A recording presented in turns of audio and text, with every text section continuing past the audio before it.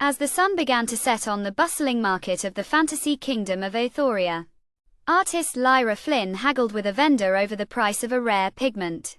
Her eyes, a deep shade of indigo, sparkled with a hint of mischief as she expertly negotiated the deal. The vendor, a stout dwarf with a bushy beard, chuckled and handed her the pigment, saying, "You drive a hard bargain, Lyra. May the colors of the gods guide your brushstrokes." Lyra smiled, tucking the pigment into her satchel, and continued on her way through the crowded stalls. As she navigated the narrow alleys, Lyra's thoughts turned to her latest project, a mural depicting the mythical creatures of Aethoria. Her mind was consumed by the intricate details and symbolism she wanted to incorporate. Lost in thought, Lyra stumbled upon a small, mysterious stall tucked away in a corner of the market. The sign above the stall read, "Curios and Antiques."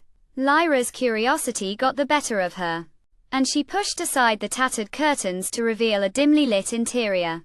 The vendor, an elderly woman with piercing green eyes, greeted Lyra with a knowing smile. "Welcome, young artist, I have something that might interest you." The woman rummaged through a chest, producing a small, leather-bound book. Lyra's eyes widened as she recognized the symbol embossed on the cover, the mark of the Shadow Hand clan, a powerful and ruthless organization that had destroyed her family and left her alone in the world. Lyra's grip on the book tightened as memories flooded her mind.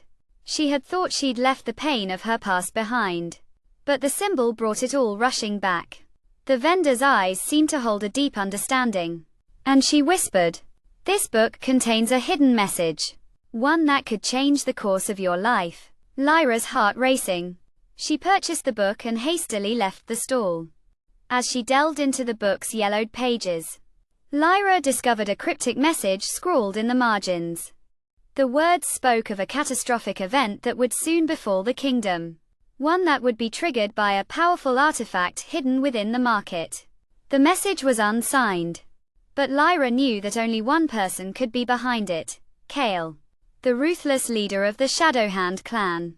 A chill ran down Lyra's spine as she realized that Kale was back, and he would stop at nothing to claim the artifact and bring destruction to the kingdom. With time running out, Lyra set out to find the artifact and prevent the disaster. She navigated the crowded market, her eyes scanning the stalls for any sign of Kale or his minions. As the sun dipped below the horizon, casting the market in a warm orange glow, Lyra spotted a group of shady characters huddled near the city gate. She recognized the symbol on their cloaks, the mark of the Shadowhand clan. With a deep breath, Lyra pushed her way through the crowd, her heart pounding in her chest. She reached the city gate just as Kale emerged from the shadows, the artifact glowing with an otherworldly energy in his hand. Lyra knew she had to act fast with a swift motion. She pulled out a small vial of pigment from her satchel and hurled it at Kale. The pigment exploded in a burst of color, momentarily blinding Kale and his minions. In the chaos, Lyra snatched the artifact from Kale's grasp and turned to make her escape.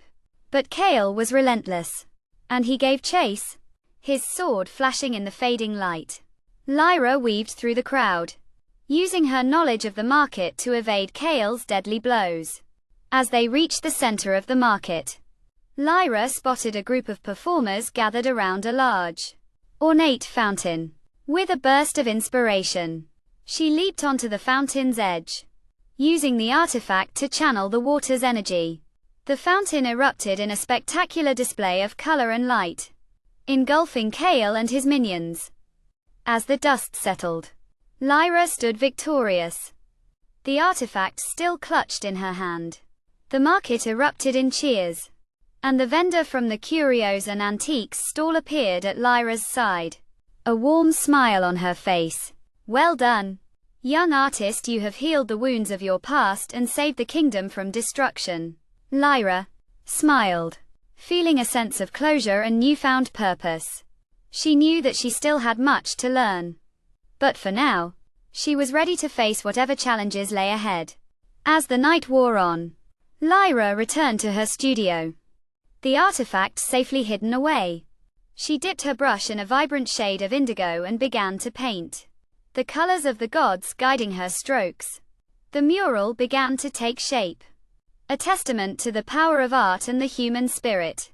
Lyra's eyes sparkled with a newfound sense of purpose, and she knew that she would never be alone again.